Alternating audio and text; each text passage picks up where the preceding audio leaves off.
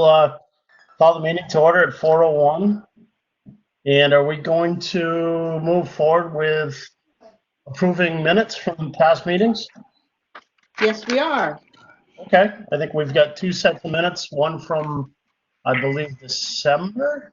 Yep. And I think someone could make a motion to approve those minutes. I motion. In a second. Was that Nancy? That was Nancy. Nancy, you weren't there, so you can't approve them. Everyone else was there. Right. I think I heard Bill motion to approve.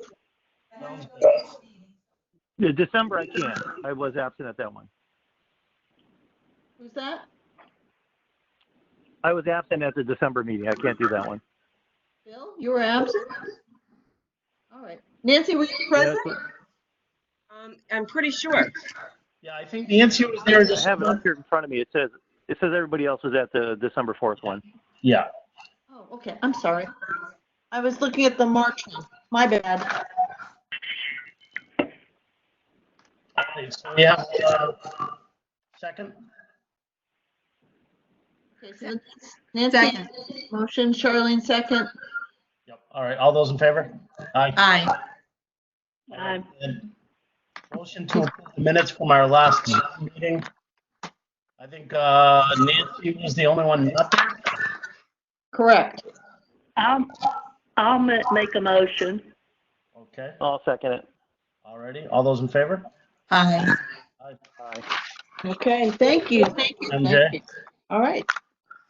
So the next item on our agenda is to talk about the industrial park expansion. Now I'm hearing some background like echoing. Yes. Can folks put themselves on mute unless they want to talk? That will be helpful for us. If you're on, it's the furthest button to the left if you're on the WebEx.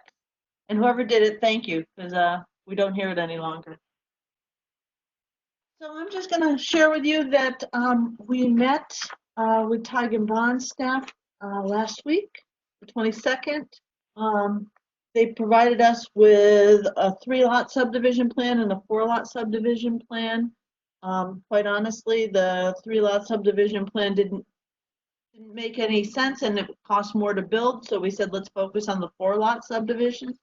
So that we're looking to put that in final form. They're doing a little updating on their cost estimates. If you take a look at the layout plan, the C2.1, you see a 4-unit subdivision, industrial subdivision with 4 buildings. You see a 5th lot that's called the basin parcel in the lower right-hand corner of the site, and that is where we'll be using that area to provide drainage for the entire site. It was decided that as we were looking to build this, that we wanted to provide pad-ready sites for anybody who might come in and acquire those. So the thinking was that we would manage the stormwater drainage on one parcel, and that would be retained ownership by the Greenfield Redevelopment in the town. The building in the upper right-hand corner is, at the moment, it's a building that was slated to be, I think, 50,000 square feet, maybe 60,000 square feet.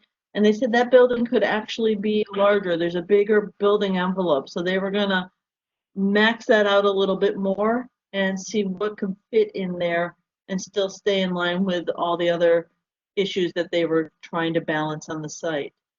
The game plan was to try to balance the moving of land and fill around on the site so that it would be more or less internally balanced without having to bring any materials in from off-site to accomplish the build out. And they're getting some updated cost estimates for us, but as you saw, we sent you out the engineer's opinion of probable construction cost, and that is in the neighborhood of $5.1 million. Yeah.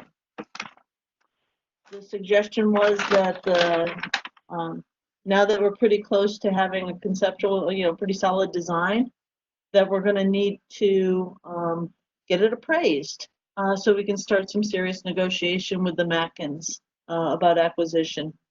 And one of the things that the engineers are also providing us with is a restoration plan, a grading plan, so that the cost and the value of getting the site back to a reasonable state where it can be developed will need to be played into the cost of the acquisition.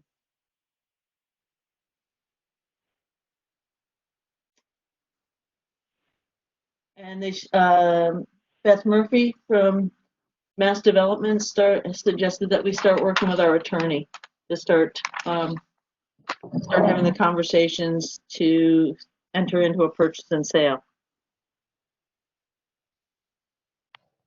Okay, now Adam, that's my presentation. It's yours to ask questions. Well, I left my at my house. Seems pretty steep, but what's the next steps? I mean, do we just all decide, yeah, this is what we're doing, move forward, and I guess the biggest thing is, what do we know about financing and how we're going to move forward with all that side of it? Yeah, that's a very good question, Adam. My sense is that, we had early on had a very brief conversation and visit with Jeff Daly, who's with the Economic Development Council of Western Mass and West Mass Development. And Beth Murphy from Mass Development had wanted us to get a little further along in the process before we decided to work with someone. But we have been touching base with Jeff, largely because we were interested in what the demand was. Of course, who knows what demand is now. But the long-term demand is going to be, it'll return there. The buildings that we were identifying that would go in there would be for both advanced manufacturing and warehousing space. I think that our next piece is to really, once we get the final plans from the engineer in terms of the restoration plan, that we then move forward and hire an appraiser to give us a preliminary opinion of value of the land, so we can start those conversations with the Mackins. Yeah, I mean, I guess my initial thoughts are, I've got that echoing in the background. It's driving me nuts. I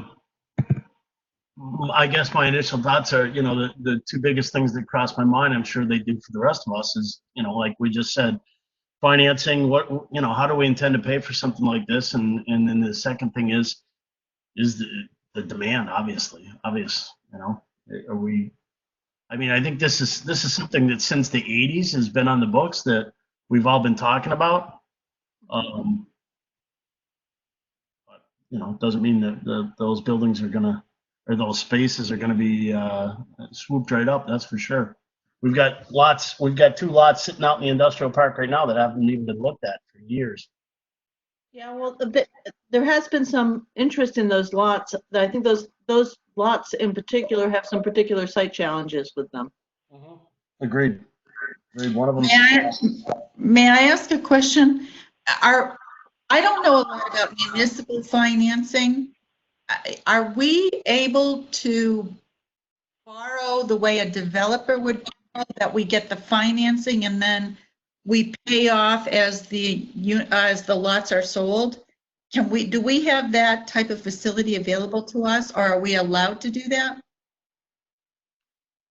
The redevelopment authorities generally have bonding authority. So I'm not familiar with that. Bonding doesn't work like that, I don't think. I don't think you can pay back in chunks. No.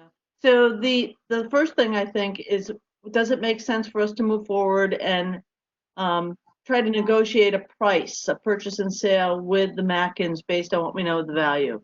Then the second piece is, getting the cost, more defined costs and seeking grants. And, Mass Development has said all along that what their hope is that the money that they've given us would get us to a point where we'd have bid-ready plans for a Mass Works grant. So those are the two pieces, the acquisition and then the development. And that's why I would recommend that, that the town has no particular expertise in developing this type of land, is that we engage in with a partner like West Mass Development to actually take the lead on this and both develop and market the site. Does that mean that West Mass would provide the financing? They'd be a major part of the financing getting secured. I don't know the answer to that. This is, like I said, a whole somewhat new territory for me. I know conceptually what might happen, but I think to work with someone who knows the business and knows the demand for industrial space is a prudent course rather than us trying to do it alone, especially in these economic times. Yeah, I completely agree. I think I can speak for most of us in saying that I don't think any of us have had this sort of opportunity slash situation dropped in our lap before. So it's all new to me. And if there is someone that we could partner with, that sounds fantastic. How much does it cost to do the appraisal?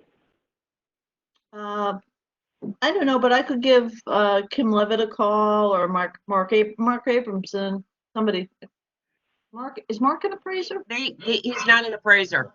Oh, okay. So, I mean, he could do a market analysis, but that's it. Right. Yeah. You'd have to do, you can, or you can, I wouldn't, I don't think I'd call him right now for certain reasons. Okay. Is there anyone else you can suggest? I don't think he's well. No, I had heard that, yeah. So anyways, I would probably venture out. What do you think about getting like an appraiser from like Springfield or Boston area? Somebody who's kind of high end on that kind of stuff. It would definitely have to be a different type of appraiser. It's not going to be Absolutely. standard appraisers that we use around here. That's for sure. yeah. Well, can I make a suggestion? Because I did do these things. I financed them. And Mike Crowley in Springfield, if he's still practicing, is very highly regarded. And we felt that he did a better job than when we went to Boston, because Boston just doesn't get Western Mass. Right.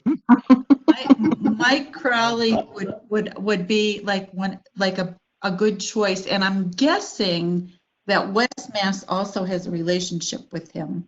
Okay. I certainly know Mike very well. I mean, I hope he's still in business. I've been retired for a few years, but he was still working when I was there. So I'd start with him because he does have a Western Massachusetts perspective. Okay. And he is well respected on the commercial side of it, which is what this is. You know, Kim is great, but he really is mostly residential. Okay. Kim is commercial. Kim does commercial, but I just for what I just said. So Yeah, I know. the commercial end, and then his assistant does the residential end. Okay. I know that, but I'm just telling. So why don't I call Mike Crowley and get some pricing on what an appraisal will cost? We've still got a couple more weeks with the engineers doing some work, so. But I wanted to keep this thing moving along, because quite honestly, I think I mentioned in the last meeting, I'm hopeful that if they're looking for infrastructure projects to fund, if we have a shovel-ready industrial park, that we might be in a good position to be able to access funds more readily than we might otherwise be. That sounds We've lost it. I think it's wonderful. lost It's a what couple we needed. Great. I think Any that if you do reach out to the gentleman that Charlene had mentioned, if for some reason you find that he's not still doing business, maybe someone could turn us on to whomever is kind of doing that type of stuff around here right now. Adam, and I'd be happy to check with Mark Abramson because he might know the answer to that. Sure. Okay. So why don't you Yeah. do that, Nancy, and I'll talk to Mike Crawley. And, if not Mike, Beth will be able to give you some ideas. Yeah. Beth will know people that'll have a better sense of this area as well as, that are in that tier. You have to be in that tier, Well, Charlene, I'll wait to hear from you what you have to say. I'm sorry, I didn't hear you. Just saying that, you check that out and then, I'm happy to help out. Well, I think MJ is the one talking to Beth. Beth. It would be from Mass Development because they. I'll check with Beth and Mike Crawley, and then Nancy, you're going to touch base with Mark Abrams. Yeah. Yep. Okay, good. All right. To me, So the that's rest of the it- first step Oh. is to see if we can afford it, which would be the appraisal, and then we can go from there. Yep. Agreed. Well, my sense, just in talking with with John Mackin, is that he's going to have he's the executor of the estate, and there are apparently somewhere in the neighborhood of 14 heirs that he's going to need to That's right. shepherd. So I thought that we should start this conversation with him and his family earlier rather than later. Right. Okay. I agree. Okay. Definitely. Okay. Yay. Anything else about the expansion? I'll keep giving you updates as I get them. And- Okay. I just want to say, I think this is fabulous. This is what Greenfield has needed. Thank you for your hard work. Glad to do it. Glad to do it. I feel like we were in the right place in the right time, and Mayor Martin was cracking the whip in the right direction at that moment. So we got it. I'll take it. We'll take it. All right. Are we done with the industrial park? Sure thing. Okay, so let's move on and talk about the protective covenant certification for SWM property sale. So, SWM has been sold. Again. And as part of that transfer, the redevelopment authority needs to certify that SWM is abiding by and honoring the protective covenants that were put in place that they signed on to when they acquired the property. It's generally around landscaping, signage, and I did a drive-by of all the properties. I actually toured the plant back in January with a bunch of folks. And they're up and operating and doing just fine, and the property looks great. So they wanted me to sign the estoppel certificate, but I said I couldn't, that I was just the lowly administrative assistant to the Greenfield Redevelopment Authority, and I needed the kings in power to be able to make that decision. So, but as your field person, I want to share with you that I looked at the covenants and I looked at the properties, and I would make a recommendation that you make a motion to sign the estoppel certificate for the protective covenants of the Interstate 91 Industrial Park for the properties that were previously owned by SWM and are now owned by DeRossi Commercial Greenfield LLC. Someone like to,